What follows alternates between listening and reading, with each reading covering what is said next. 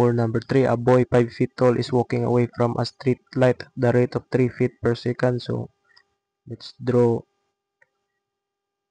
a boy walking 5 feet tall, walking from a street light.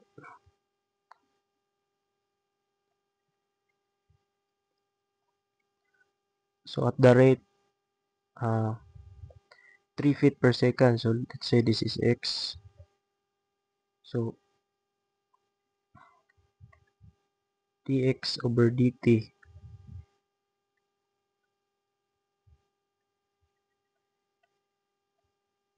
is equals to 3 feet per second.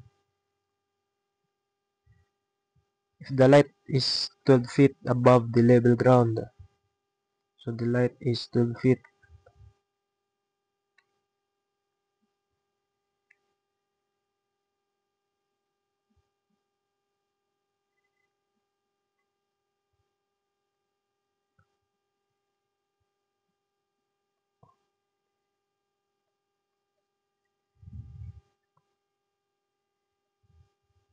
So determine the rate at which his shadow is lengthening.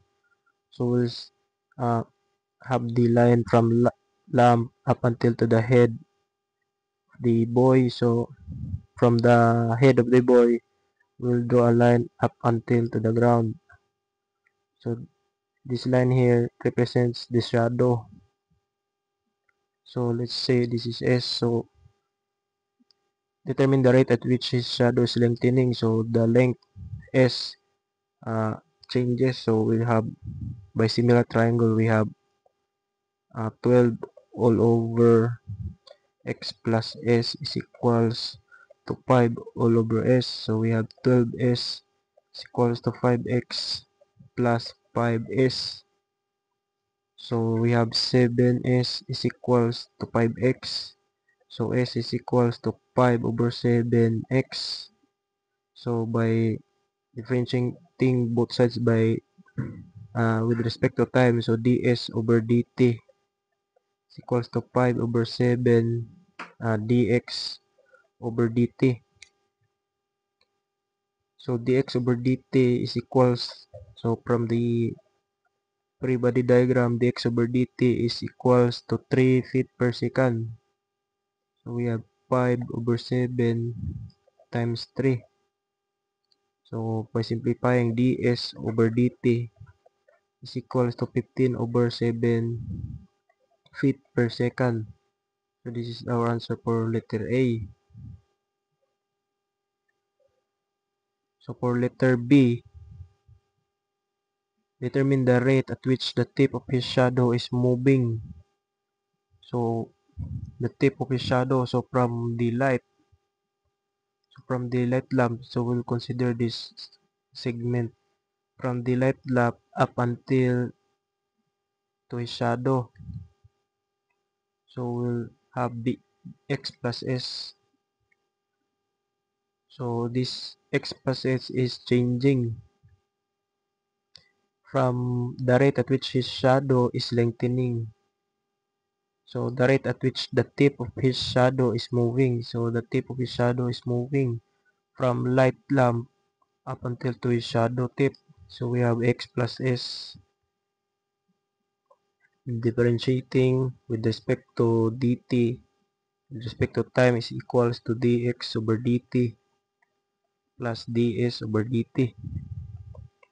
Dx over dt is just equals to 3 according to the free body diagram, and ds over dt is equals to 15 over 7. So by simplifying 7, so 21 plus 15, so we have 36 over 7 feet per second. So this is our answer for letter B. So this is our answer for letter B. So for letter C, the rate at which his head is receding from the light when he is 24 feet from the point directly below the light. So we'll draw another triangle. So we have, this is the light lamp, for example.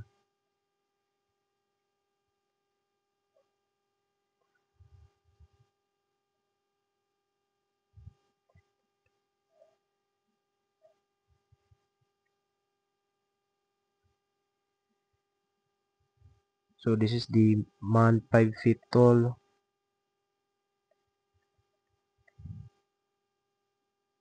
So this is 12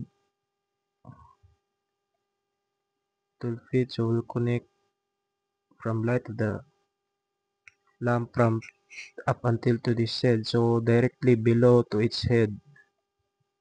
So we have, so the length here is 5 feet and the length here is 7 feet. So the rate at which his head is receding from the light when he is 24 feet from the point. So the rate at which his head is receding from the light. So from the light lamp up until to his head. So this is changing. So let's denote this by L, and this is denote as X. This is denote by 24 feet below the ground from the light lamp. So we have L. So by Pythagorean theorem, so we'll have L is equals to square root of 7 squared plus x squared. So we have L is equals to x squared plus 49. So raised to the power of 1 half. So we will find dl over dt because this is this line segment here is changing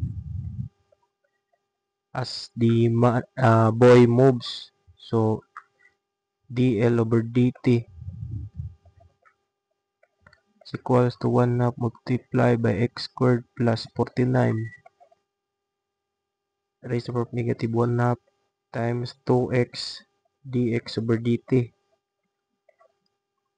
So x is equal, so simplifying dl over dt is equals to x all over x squared plus 49 raised to 1 half dx over dt. So at x is equals to 24 feet. So at x equals 24 feet, dx over dt is equals to 3 feet per second. So we have dl over dt is equals to